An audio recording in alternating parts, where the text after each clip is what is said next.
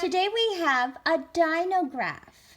So on our graph we have dinosaurs on the bottom line, and we have a blue stegosaurus, a yellow pterodactyl, a red brontosaurus, and a purple T-Rex. And then on the other side we have numbers. Let's count them. 1, 2, 3, 4, 5, 6, 7, 8, 9, 10.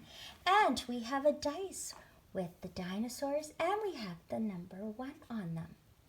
And so when we roll the dice, what we're going to do is we're going to use these chips, and we're going to put it on our graph. So let's see.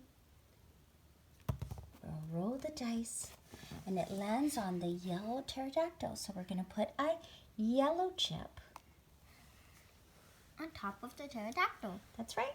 And we're going to roll the dice again. And it's the pterodactyl. That's right. So we're going to put another yellow chip. Oh, and it's the red brontosaurus.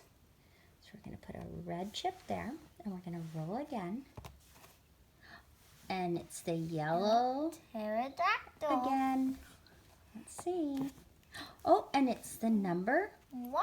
So everybody gets a chip.